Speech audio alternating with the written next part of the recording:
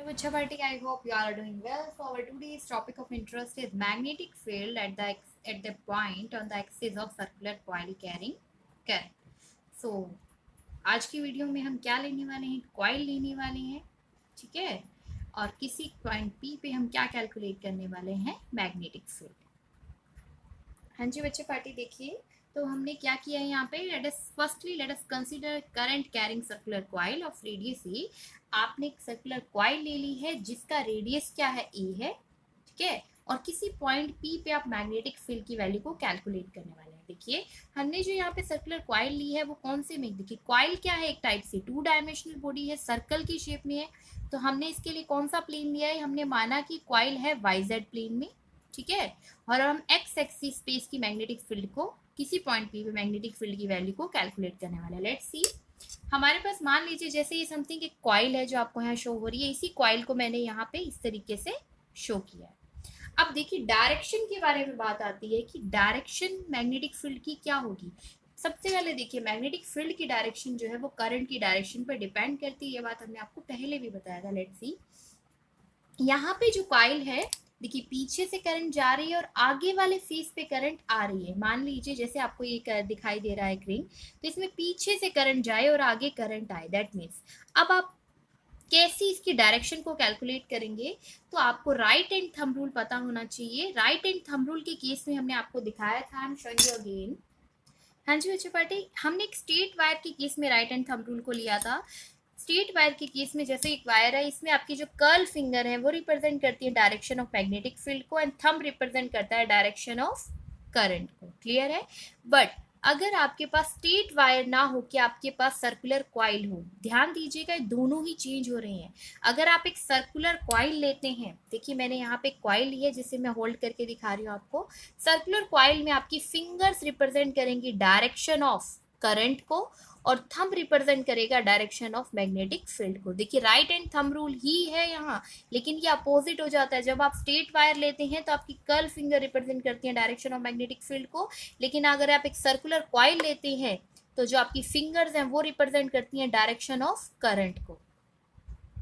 हाँ जी बच्चों पार्टी देखिए, तो अब मान लीजिए हमने ये कॉइल ऐसे ली है, इसमें क्योंकि जैसे हम शो कर रहे हैं कि करंट क्या है, पीछे से जा रहा है और आगे से आ रहा है, तो समथिंग लाइक दिस हमने इसको ऐसे ही होल्ड किया कि करंट कहाँ है, बाहर की तरफ आ रहा है। तो देखिए आपकी थंब कहाँ जा रहा है, किस डायरेक्शन में जा रहा है, राइट में, लेफ्ट में, राइट में।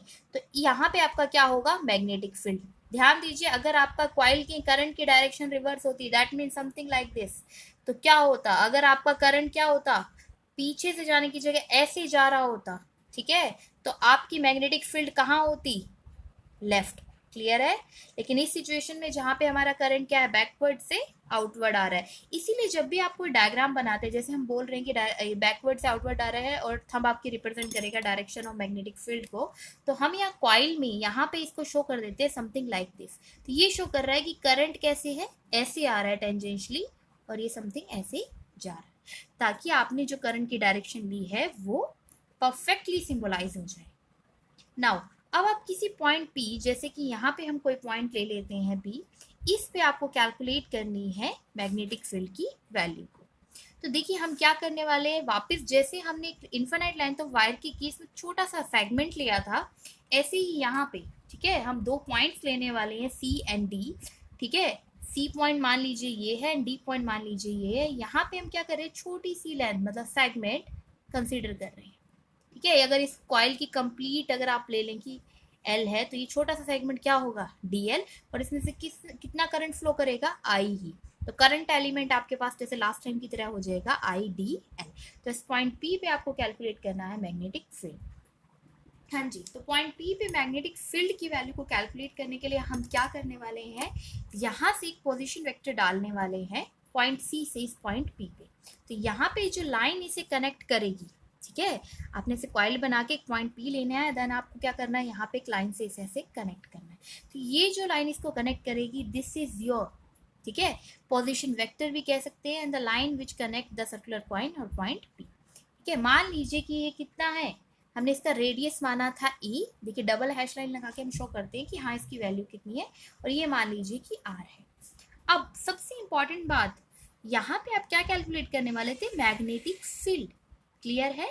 तो मैग्नेटिक फील्ड कितना होगा ये हम किस तरीके से कैलकुलेट करेंगे, ये हम बायस वर्ड्स की गिवन इक्वेशन से वेरीफाई करेंगे।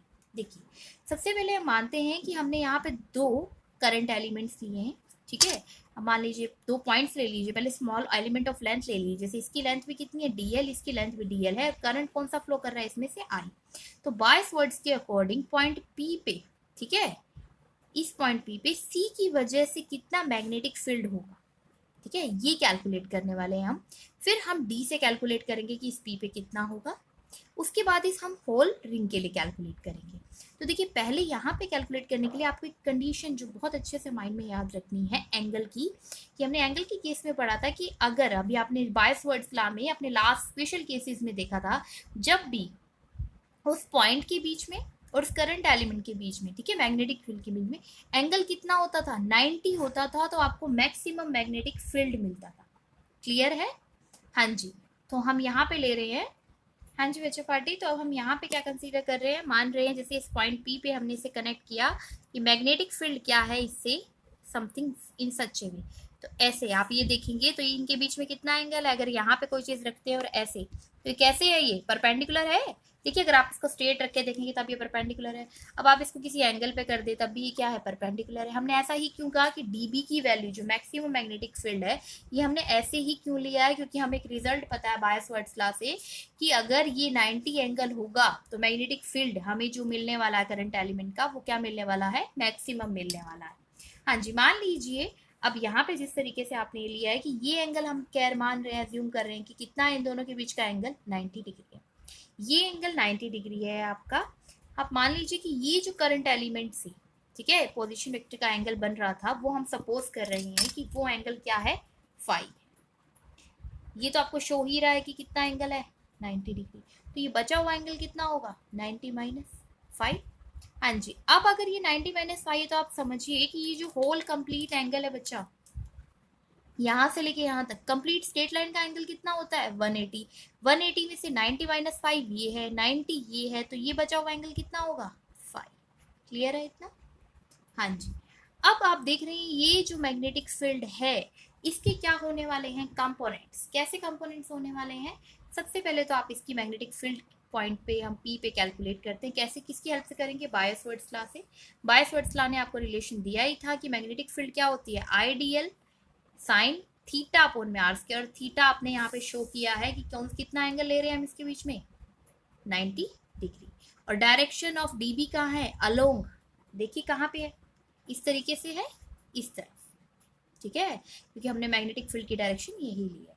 नाउ अब क्या करने वाले हैं, अब इस D पॉइंट से, मतलब इस D जो हमने यहाँ पे पॉइंट लिया, यहाँ पे छोटा सा एलिमेंट लिया है, इसमें करंट आई फ्लो कर रहा है, इस P पॉइंट पे कैलकुलेट करने वाले।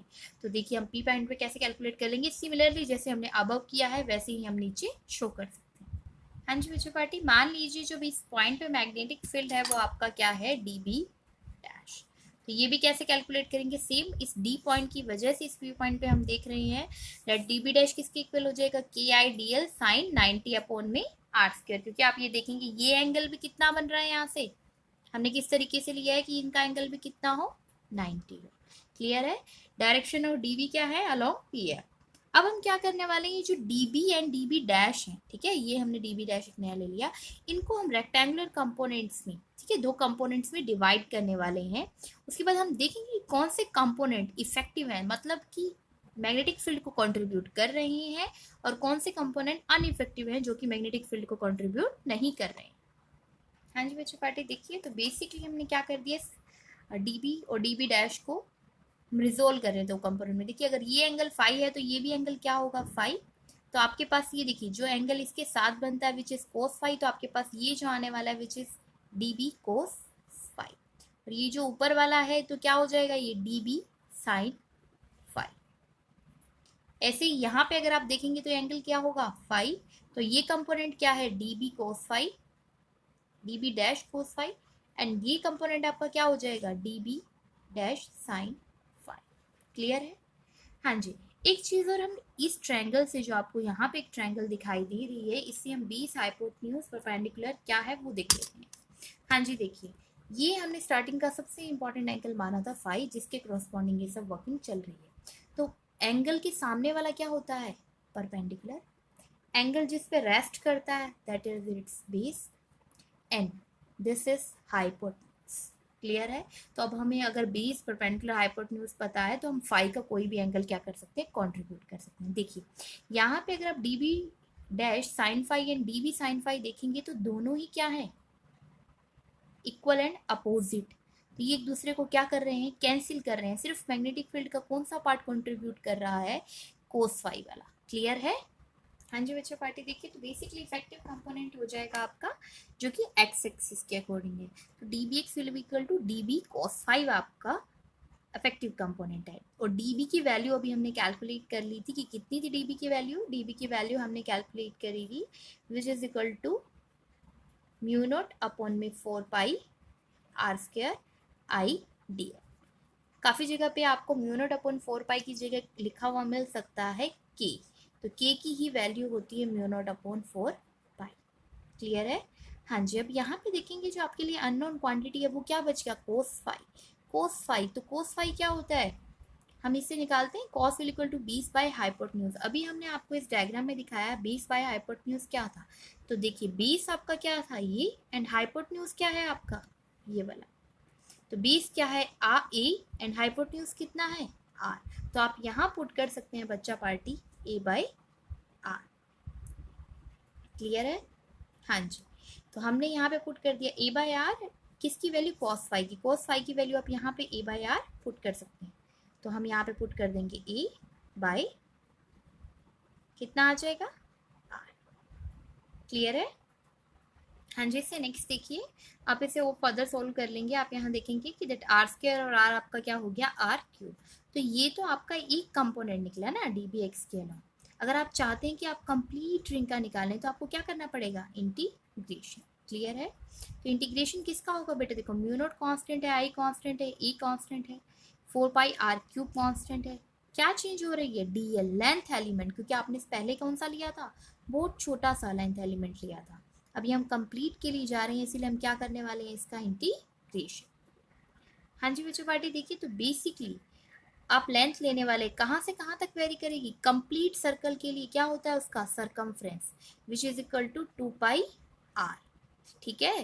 तो ये लेंथ एलिमेंट जो आपका इंटीग्रेट होके आ जाएगा which is equal to integration of d l क्या हो जाएगा, एल। एंड एल की मैक्सिमम वैल्यू क्या है, देखिए जीरो से कहाँ जाएगा ये, कंप्लीट सर्कल के लिए विच इज इक्वल टू 2 पाई, और आपका क्या है ए। क्लियर है?